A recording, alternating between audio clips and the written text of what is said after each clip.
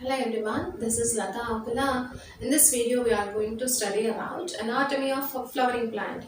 That is the sixth chapter in our NCERT textbook. See the anatomy. What is the meaning of anatomy? We have studied the morphology, right? That means we have studied about external characters of the plants and animals. But whereas anatomy means the study of internal organization, the study of internal organization of the living organism is called as anatomy. And what is the use of this anatomy, the study? If you say this, the study of this anatomy that helps in to know the what type of the cells are present in the body, what are the type of the cells present, and how many number of cells approximately present in the body. That means type of the cells means we can see the which type of the cell, whether it is a prokaryotic cell is present or eukaryotic cell is present. And by means of the anatomy we can assume the approximate number of the cells present in the body. We cannot see the exact number of the cells, just we can approximately we can count the number of the cells present in the body of the living organisms. And because of this anatomy only we are able to study the how the body was organized, how the different cells will organize to form the tissues, and how the different tissues organize to form the organs and organ system. Like that we are able to study because of the study of this anatomy only. And we have studied that the plants have been adapted to various climatic conditions, right? By means of this anatomy, we are able to study how the plants they are able to tolerate the excess loss of water during when they were living in dry conditions. At the same time, we can see that some plants are growing in the aquatic conditions, right? How the aquatic plants were growing in that water. All these characters and functions of the plants and their internal organization will be studied only the by means of this anatomy only. And we have studied different life process in your early classes like photosynthesis and respiration. Those life process also be easily understand only by means of the study of the anatomy. And the structural organization, functional organization or for organisms will be made easy by the study of the anatomy of the plant, anatomy of the plants or animals. And if you see the tissues, what are tissues? The tissues are nothing but here, these are the group of structurally similar or dissimilar cells, but they perform the common function of they have the common origin. That means we have studied that different cells they group it together and form the tissues which perform the common function. Only the cells which perform the common function only group it together and they form the tissue. And if we see the plant tissues are of two types. They are meristematic tissue and permanent tissue. And this classification was made depending on the character of ability to divide. It is based on the capability of ability to divide. Based on this character, the plant tissues are classified into meristematic tissues and permanent tissue.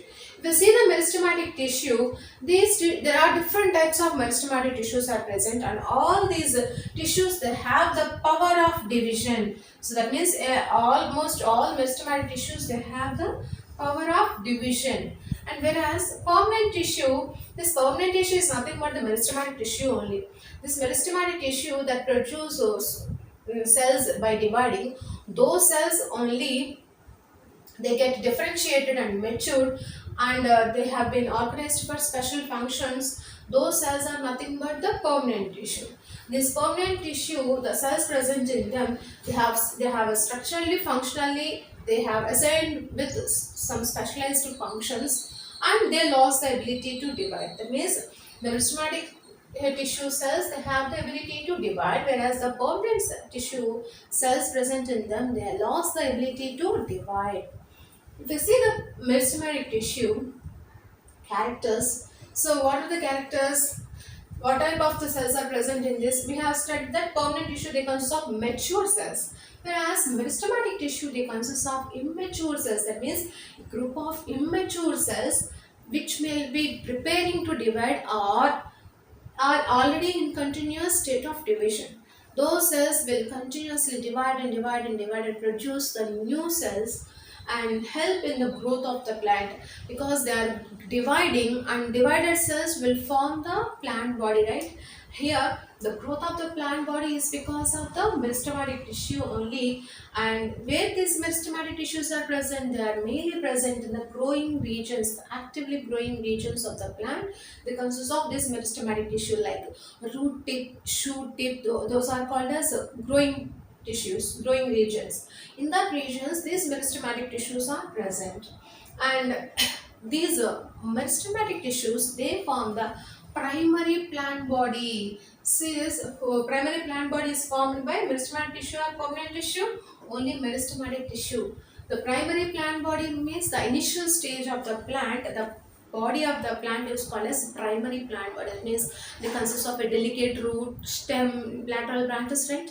That is called as primary plant body. That primary plant body was formed by the meristematic tissue only. And if you see in the plants have the ability to divide and they have the capability to grow throughout the life. In animals, at certain age, the growth of the body stops. For example, if we take in the case of human beings, we have the growth up to 18 years or 21 years, like, right? But whereas in plants, these plants, they can grow up to their death. Till their death, they have a growth. They have the capability to growth. That capability of growth of the plant throughout the life is because of the presence of this meristematic tissue only. The next concept is the meristems. We see the meristems. What is meristem? The meristems are nothing but the specialized areas of the plant body where the meristematic tissue is present. That is called as meristems. In Greek language, the term meristems was coined from the Greek language, which means divided. What is the meaning of the meristems? Divided.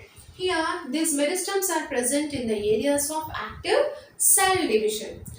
These meristematic cells divided, right? The cells produced from this meristematic tissue, after several divisions, they lost their capability to divide and they form the plant body. So the plant body is formed from the meristematic tissue only. And the next video will study about the classification of meristematic tissue.